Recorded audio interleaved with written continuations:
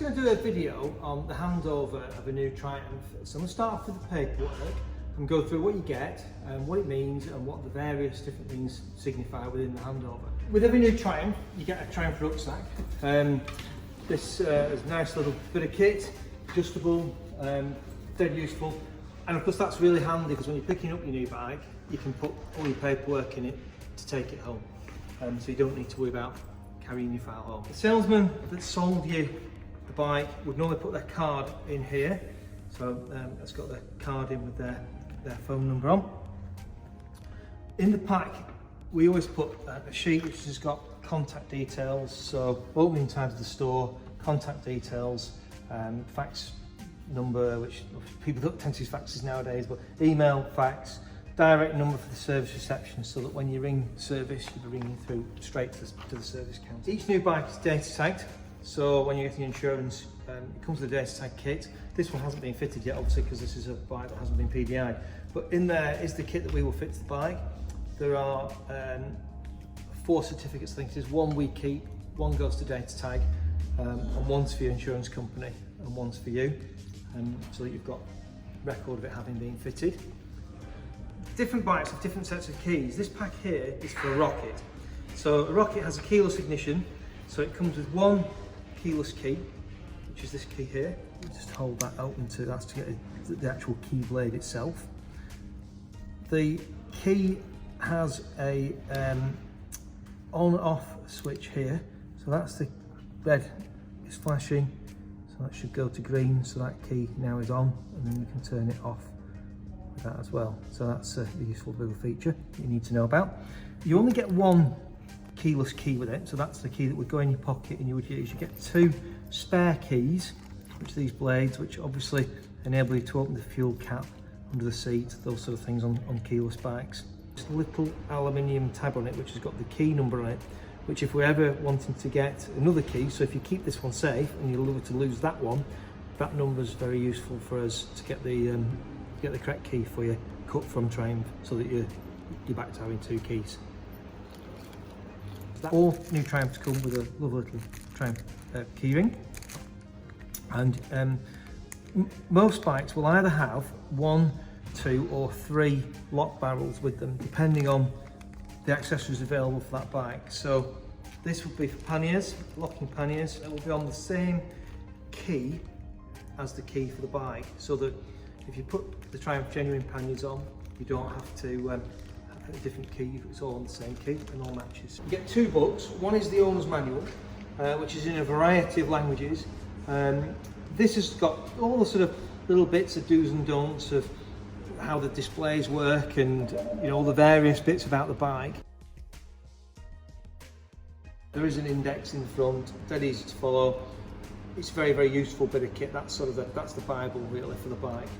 You will also get a service record book, which has got where we would stamp the service, the first service, annual services and the like in there. We'll bring this with you when you bring it in for servicing, and then we can stamp it up.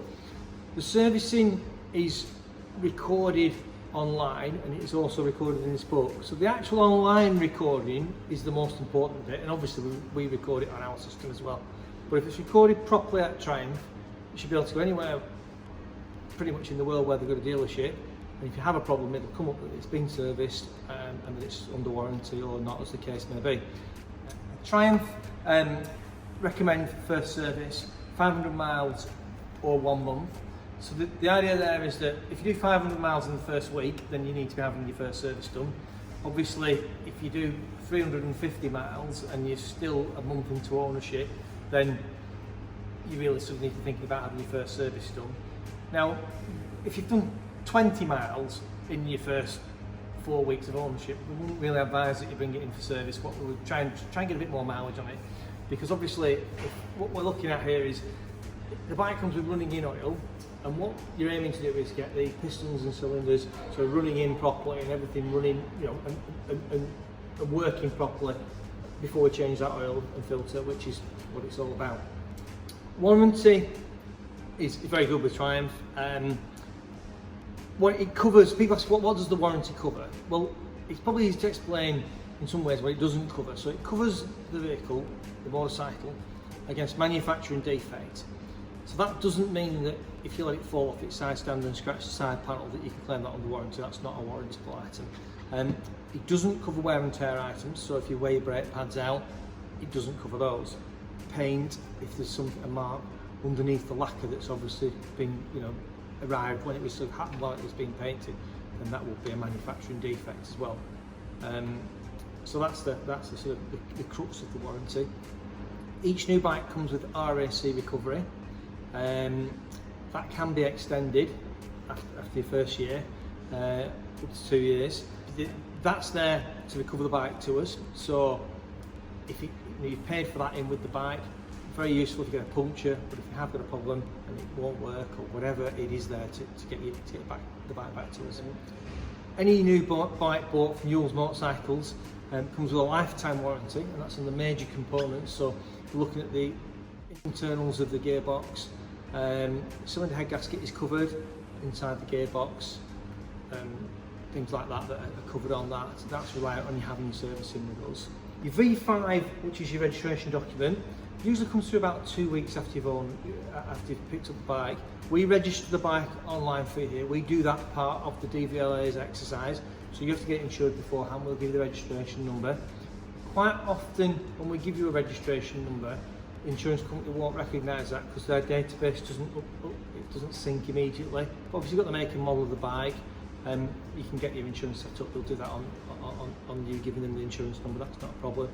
Then we'll register it online, our girls do that, and then your V5 will follow through the post, usually 2 or 3 weeks after you've bought it, so don't panic if it doesn't come the next week after you've picked your bike up.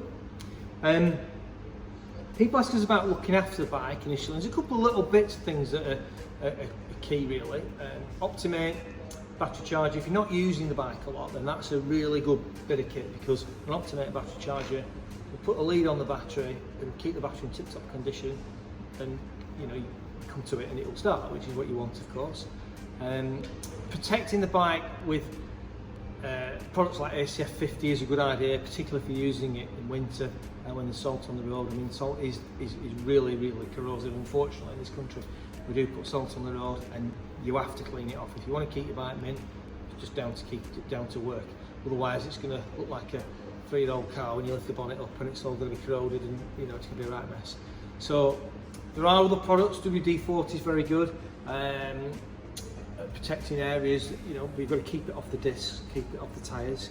If you have been out on a salty road, rinse it off with cold water. That dissolves the salt and gets it off. Don't wash it with warm water, so it reactivates the salt. Running in is the main things when you're running it in.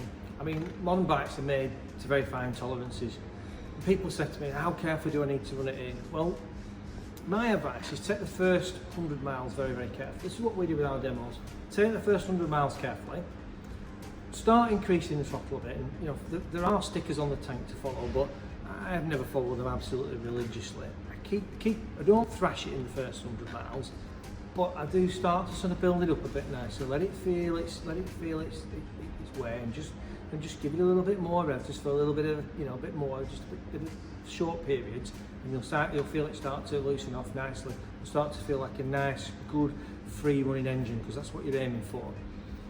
The thing to watch for immediately when you get on it is tyres, because they are slippy. We will have done the first couple of miles on it, we will have road tested it, our technicians will have been round the block on it, and they'll have taken the worst of the tyres shine off in that small distance. But obviously they are new, they are shiny at first, so just be careful of those. I can't emphasise that enough really. Also, what you're looking to do is run things like the brake pads in, trying to get them to feel nice, the chains, sprockets, stuff like that. Really, you're going to get the best life out of it if you are careful with it those first few miles, and then start to move it on a bit, and it'll be fine. And if you look after it, you will get years and years and years of good service out of it. So if you have it serviced, keep it clean, keep it lubed, look after it, bit of polish on it now and then, and it will give you many, many, many years of good service.